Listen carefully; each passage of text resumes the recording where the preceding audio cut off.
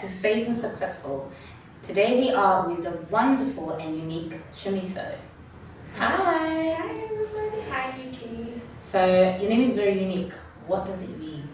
Shamiso means miracle. In my language, when you're speaking, that's Shona from Zimbabwe, by the way. When you're speaking, it means to Shamiso, meaning it's a wonder. So my name Shamiso then means miracle, surprise miracle, basically. So I was born before time. What does the wonderful Shamiso do for a living?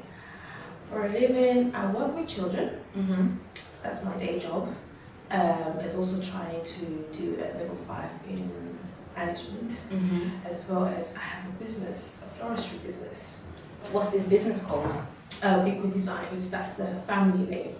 Believe me, it took a long time to try and figure out what the name was. I think my family and I came up with different names, but then with Bikwa Designs, that's the one that stuck more. Bikwa Designs. Yeah. Okay, so when did you start your business and how did you come about giving birth to this business? It's a very interesting story. My mom tells me that my grandma, pastor's wife, was she used to do the women fellowship. She used to bake, and she was a pastor's wife, so she had 3 rows and she loved cooking. So with floristry, it's like I always just used to love looking at flowers. And amazingly enough, I'm allergic to flowers. How I work with flowers and do the same thing is quite interesting. But that she used to love doing flowers, but she used to like doing the gardening. So I think it was like almost 7-8 years ago. I just was like to my mom, I just need to start doing flowers. The passion I had it in me. And then I just went to do a course, which was not even like a proper course. It was just one of those like short courses that I kind of did. And in the class, as we were doing, the teacher was like, you really do have a talent and you have an. I just learned the foundations of it, and then from there just took it off. Wow. Doing flowers. Bikwa Designs. Yes. So you've already spoken that your family was involved in you starting this business. Yeah. Did you always know you're going to end up in a like sort of creative industry, or growing up you wanted to do something completely different, or your family wanted you to do something completely different? That's a very, very interesting question, because I think in the root of who I am, I'm a creative person. So in terms of creativity, like one of my a family member said, you have a heart of serving. And because you have a heart of serving, God has given you that creativity in you, that whatever anyone kind of asks you to do, you kind of just fall into it. So when I then was doing Bikwa Designs and all the other things in life, I knew from a very young age I wanted to do something to do with sweets, planning. So it's like a I can't even say the word, but basically almost like Richard Branson, having like a multi-faceted like business and stuff. I knew I wanted to do something like that when I was very young. That was like the age of 10. But I think having now come to where I am now, it's like God just reminded me of those dreams and little ideas I used to have when I was a little child. So in a way, yeah, I think I kind of knew what I wanted, but in your way of paving through life, you kind of forget some of the things that God kind of told you when you were younger and stuff like that. So yeah, through weaving it through, just like yeah.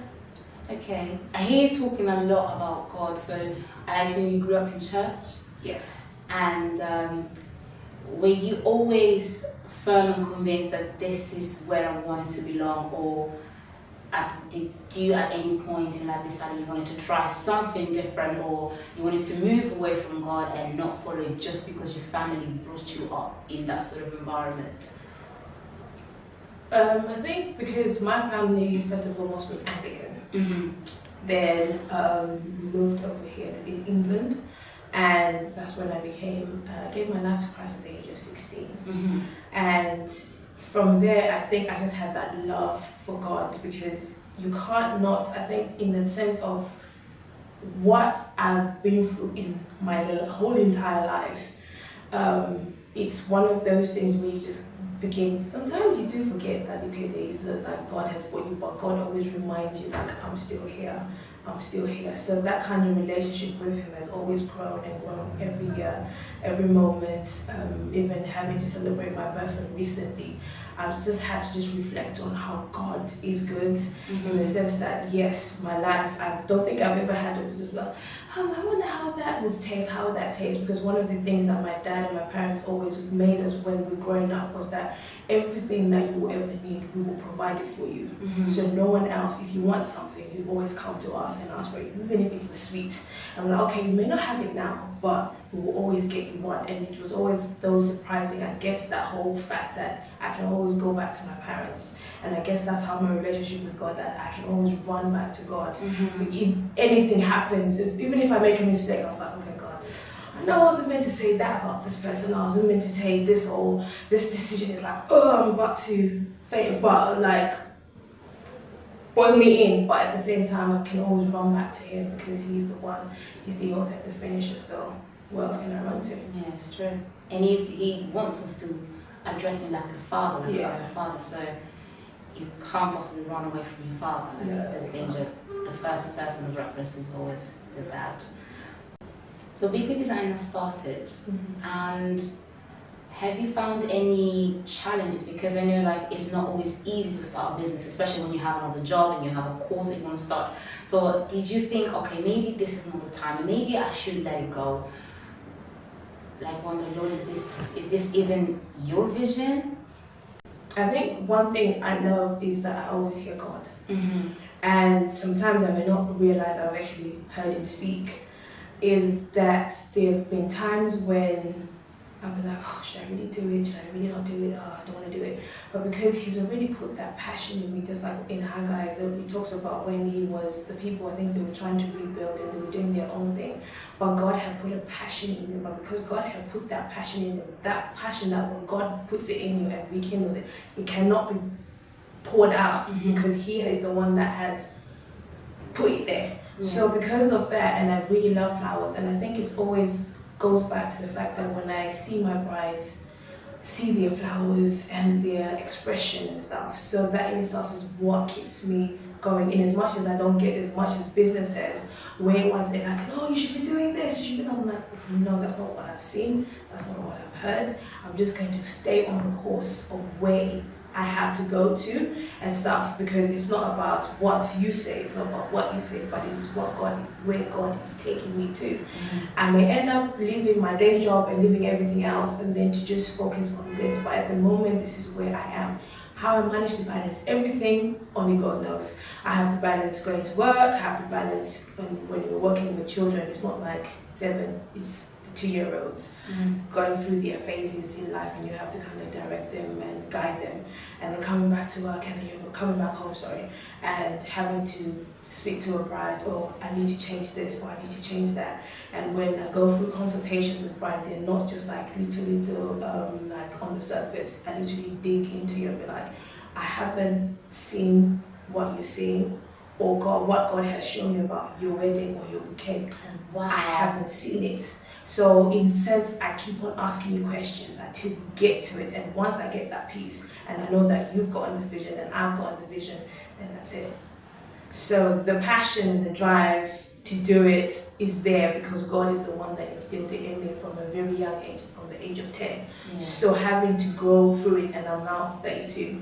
So in that sense, that is what keeps me going. I could have, I don't want to do it. Sometimes, like after we've done the consultation and stuff, I'm thinking, it's this period that I'm waiting, that I'm always nervous. And even when I'm doing the flowers, I'm even more nervous because I'm like, okay, I know we've done that, because I haven't seen the end result. We've all seen it in our heads, but we haven't seen the end result. So when I end up seeing the end results, and the people that are like my benchmark in a way are my family. So once they go, oh wow, then I know, okay, yes, I've done what I need to do. Because even sometimes I'm like, did I really just do that?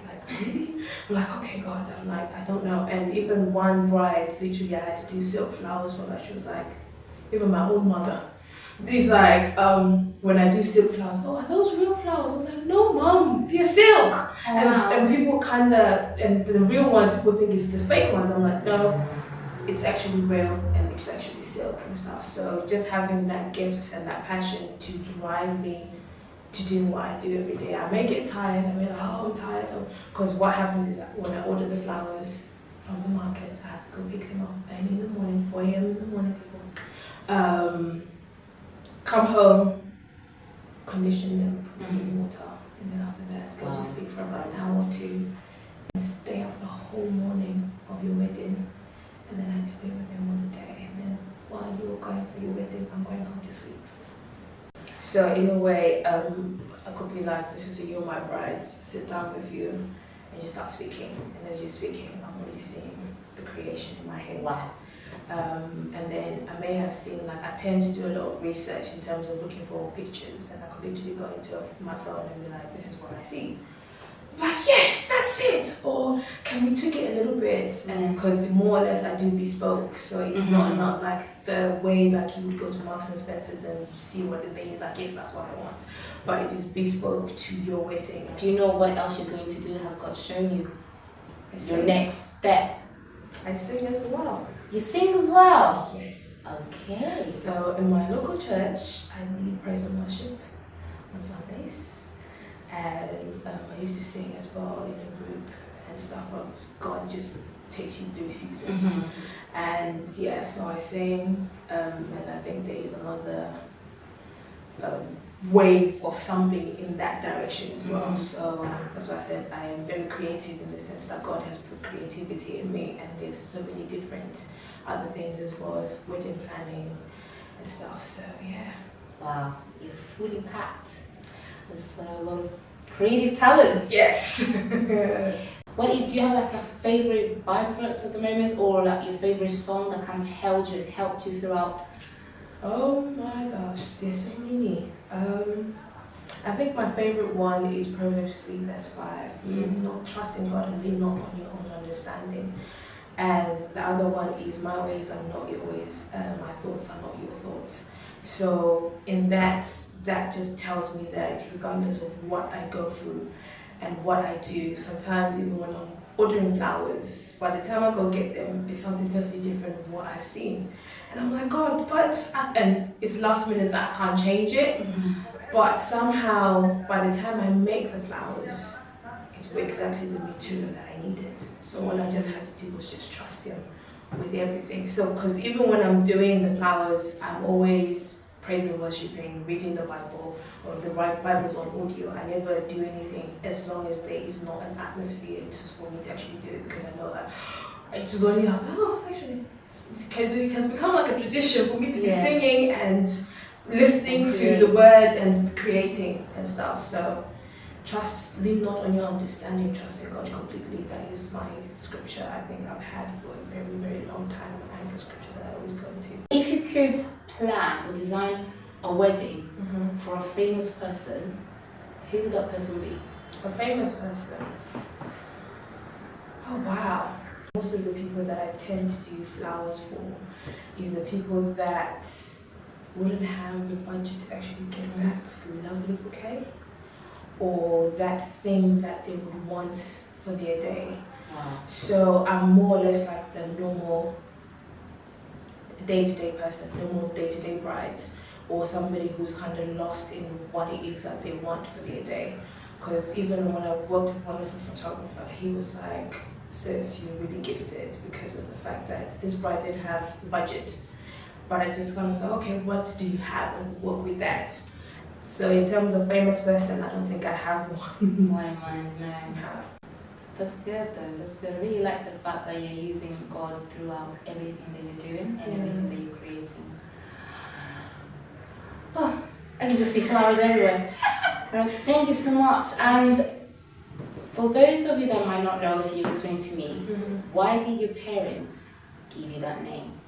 Oh, my parents gave me that name because I was born, I think 7 months or 8 months early, and my mom had just given birth to me, and I was sitting, sleeping on that little thing for the babies, and the nurse came in and she was like, this baby's not breathing, and then literally they had to rush me and they realized that my lungs hadn't developed fully, so I had to be put in an incubator for another few more months. And because at that time when I came early, so they didn't have a name for me. So that's where Shamiso came from. Beautiful. So So you're a miracle child. Yes, I am.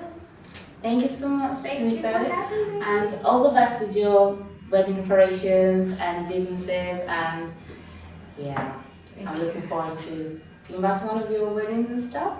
Maybe you might be invited to my own because I'm still single. Okay, cool. Yeah. Thank you so much, guys, for watching, and hope you're blessed.